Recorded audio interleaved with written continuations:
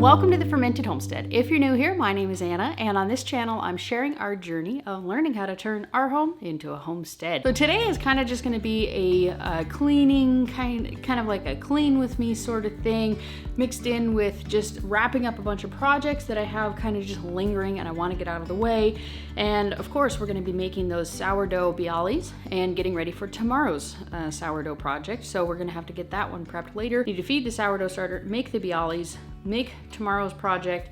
I have, if you guys remember, I rendered a bunch of suet a couple of weeks back, and I wasn't comfortable with it because I didn't filter it well enough, and there were little particles in the bottoms of the jars, and so I just didn't feel comfortable with it. So I'm actually re-cooking it down, and then we're gonna pour them into these little containers that we've just had since the dawn of time.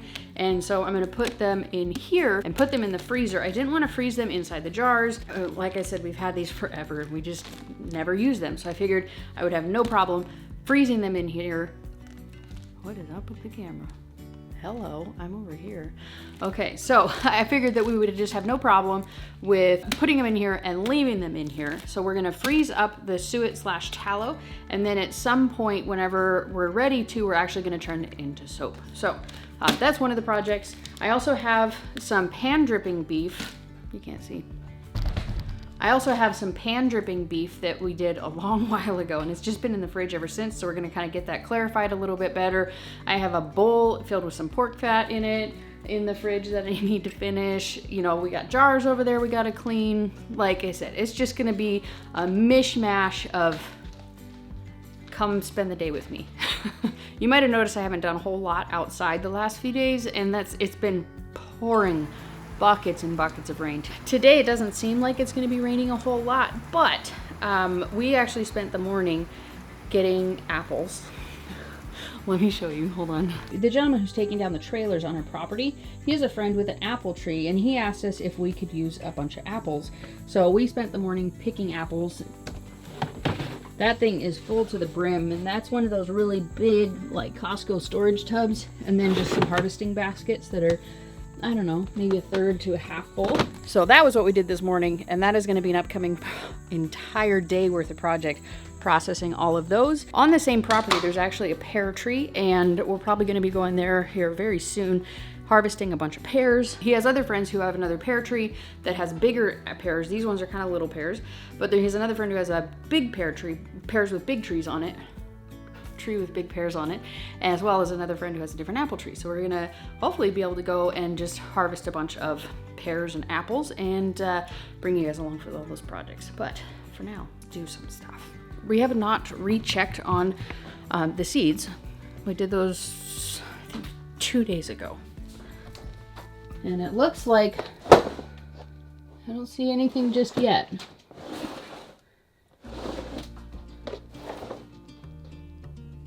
But these I really need to do something with. Oh, sometimes I really suck at stuff. So let's do a load of dishes or a load of laundry while we're in here. I found a new place, a new home for the dehydrator. I'm just gonna kind of keep it in here, and we'll figure out a plug-in because there's no plug-in anywhere around here. But it makes me happy, makes hubby happy, and keeps the noise out of the kitchen. So hopefully that will help with the audio and the videos, because it's really noticeable when that thing's on. I have to turn it off, or it's just awful background sound. So hopefully that'll help. So for the most part, it's just my husband and I, so our laundry doesn't really stack up that quickly. We just keep the whites separate from the colors, and that's about all we can do. We don't do lights and darks, but there's just not that much laundry produced. My son does his laundry separate. But when my husband is doing projects outside, he tends to go through a lot of clothes because he sweats like nothing you've ever seen in your entire life. It's a lot. So he goes through a few outfits every day when he's doing projects outside, which is another reason why he doesn't tend to do a whole lot of projects outside, just because it's miserable.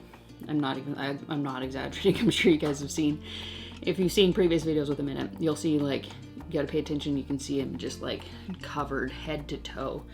It's just miserable for him. So, but the last couple of days he's been taking it easy, so there's not a lot of laundry.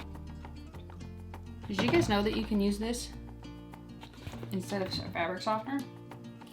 And as long as you don't like throw in like a whole gallon, it won't make your laundry smell like vinegar. It'll make them nice and soft, and it also is a bit of an extra germ fighter.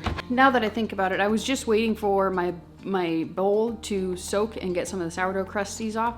So I do need to actually get the dishwasher going. So let's do that first. Sorry, it's gonna be a lot of background noise. But it is day in the life, and I'm just bringing you along and sharing with you what I'm doing. So I need to do the dishes so that I can, because this dishwasher takes forever. I already did most of the dishes. I was just waiting for this one bowl to soak, so.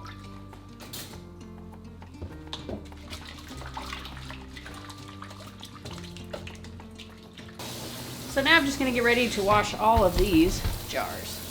Also, for anyone following along and curious about the sausage patties, don't waste your time. The taste is fine, it doesn't change the taste. They're exactly the same as this one, but they don't hold their shape. If you have any tips on how you can get the canned stuff to hold their shape, not crumble and be like weird mushy texture, let me know. But as of now, I wouldn't do it again. I mean, they're exactly the same as this. So there's no point in doing it. It's way quicker to prep the pre-cooked crumbles than it is to do the patties. So, I mean, why not just do the crumbles, because it's gonna crumble anyway. That's how I look at it.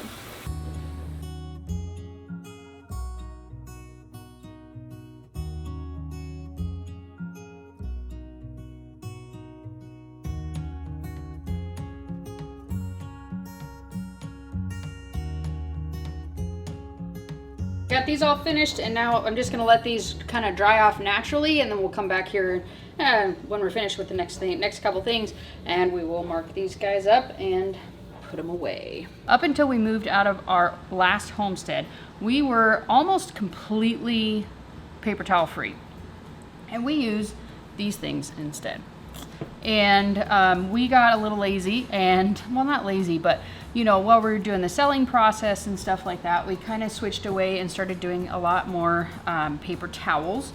And so we're just trying to kind of get back into the groove of at least limiting our use of paper towels. So if you guys are interested in how we're actually able to do that, let me know. I'll try and like kind of cover how I maintain the towels.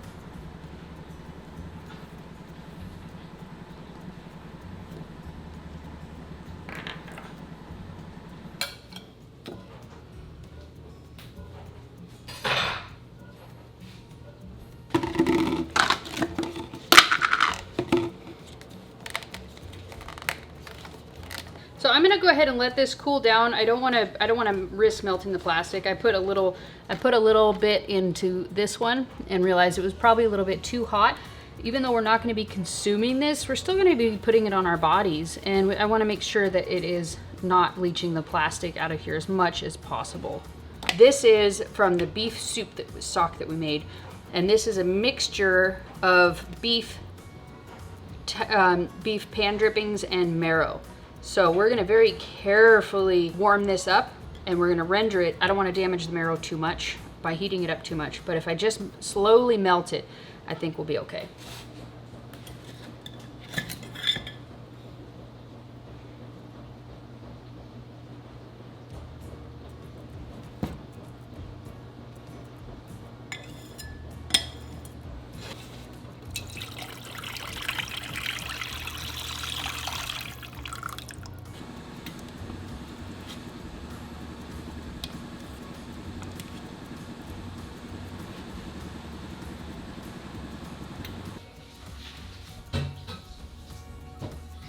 So I hadn't actually clarified this, so that's why I went ahead and ran it through this sieve with the cheesecloth in it, just to get all the little bits and bobs out. So now we'll just set this aside, let this thing cool off enough to be able to pop it into the fridge. So next up, we need to tend to our sourdough starters.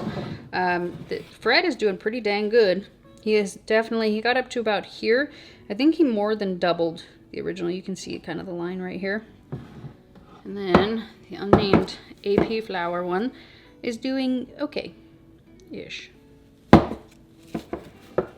So make sure you wash it really well and then add it to the pot. A larger piece of kombu or dried kale. It's about 1.5 ounces. And if your combo has a... Okay, all right. So now we're gonna go ahead and deal with our Bialy. This one is unquestionably better. And so a couple things that I figured out last time I did not want to do this time. I wanted to give them a little more room to spread, because yesterday when I didn't spread them out at all, they were fairly scrunched up. So I want to give them room to grow. And I'm also not going to flour this. I feel like the parchment is plenty. So we're going to go ahead on a lightly floured surface. Let me refresh my directions here. Okay, so it says to turn this out onto a lightly floured surface and divide them into 12 equal portions and turning them into balls.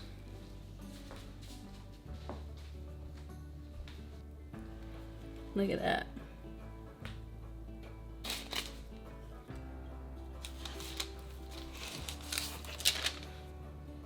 Okay, so these are still super soft and they're not firm.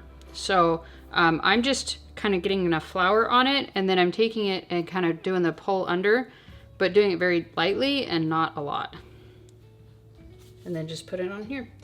And then I'm gonna cover this. I'm not gonna cover this with a moist towel because all my towels are way too heavy. So I'm just gonna cover this with some parchment, or not parchment, pardon me, saran wrap.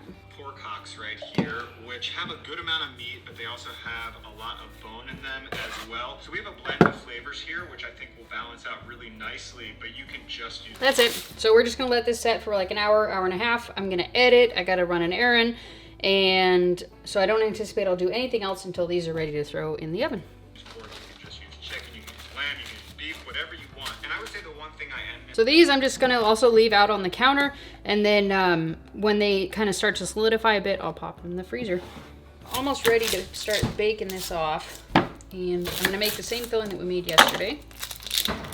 Just the onions and the butter sauteed.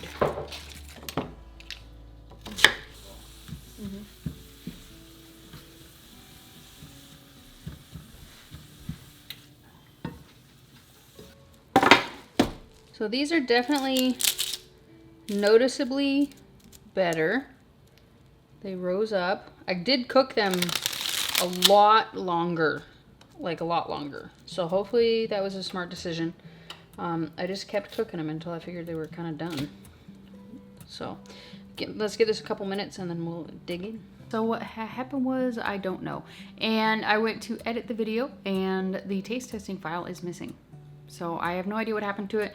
We've already eaten them all and I cannot reproduce the taste test for you. However, I can tell you that they had risen about twice what the previous ones had risen, and they tasted delicious. They were much fluffier and they had more airspace to them. So it definitely still has room to improve, and I think probably the main thing is I need to add a lot more flour. I think the ratios of the flour and the water are just totally off in the recipe, my guess, because it happened twice.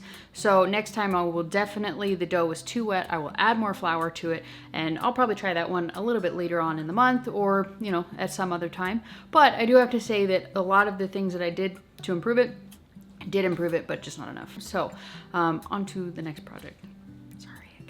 So it's actually the next day, and I just, the day got away from me yesterday, and I just did not have an opportunity to actually start anything, which actually worked out very well because I needed to make another recipe. So I'm not gonna try and confuse you, but this recipe that we're making is for tomorrow, but you guys are gonna see it the day after tomorrow. I had a collaboration video that is actually going on tomorrow where I'm making some pasta. So I hope that you guys enjoy that one. I don't wanna confuse you guys, but that one didn't require any overnight preparation. So now we're just gonna go ahead and make this recipe, but you're not gonna see it until the day after tomorrow. So we're actually gonna be making some sourdough garlic bread bites. These things I found it at pantrymama.com. I found it from Instagram. So, or not Instagram, from Pinterest. All right, so first thing we need to do is the autolyse, and we're gonna be mixing, this recipe calls for it to be mixed in the mixer. I don't have one that works, so we're using the bread machine. All right, so we're just gonna add the sourdough starter. We're gonna add where'd that go? We're gonna add 100 grams of sourdough starter, 500 grams of AP flour, and 250 grams of water. We're gonna mix it up until it's just formed, And then we're gonna let it rest for half an hour? Yes, half an hour. And that's the auto lease, and that's basically where my understanding, I'm no expert in this whatsoever, as you guys can tell, but basically that's where the flour, it gives the flour the opportunity to absorb the water. My understanding is that that makes it a softer, fluffier product. I could be wrong, that's my understanding. So let's get these ingredients in here. We're actually gonna try our very first Fred recipe. We've been using Francine this whole time, so we may as well give Fred a shot, right? Go ahead and aim this down so you can see what is going on here. I just mixed the sourdough starter in here, and I just added the water just to help me get it out of the pan, or out of the thing. The bowl, better. Let this mix just until it forms.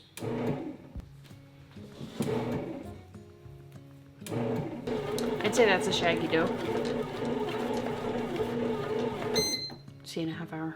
Now we need to add in the rest of the ingredients, and that is 20 grams of sugar, 20 grams of olive oil, and 10 grams of salt.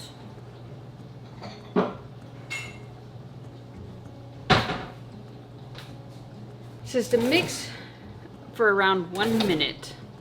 I don't know what that translates to with this weird mixing, but it says to mix until they're combined.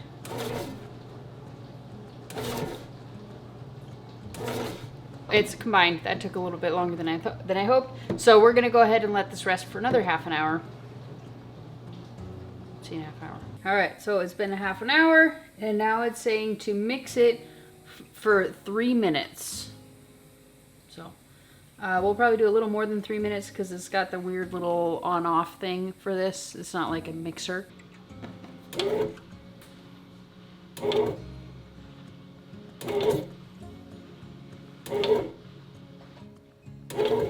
So I figured out I was doing the dough setting, but that wasn't working, and it was starting to preheat this thing. So I moved it to the pasta dough setting, and that one just kept going. So we're gonna let it rest for another half an hour and do another round of this, and then we'll be done for the night.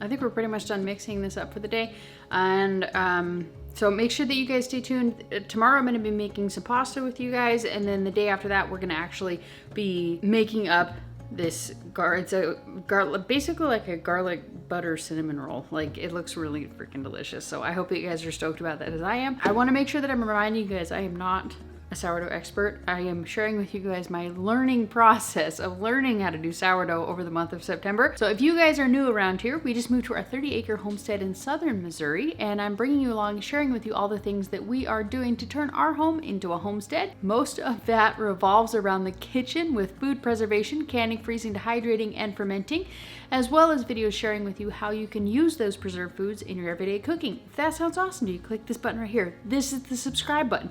This is what tells YouTube you want to come back here. Up here is a video that Mr. Google Pants thinks that you're going to enjoy. If you got FOMO and you want to know what we did yesterday, click this button right here. And then up here is the Sourdough for Normies playlist. Make sure you check that one out for all of the learning process since the beginning of September. We'll see you next time. Thanks for watching. Bye.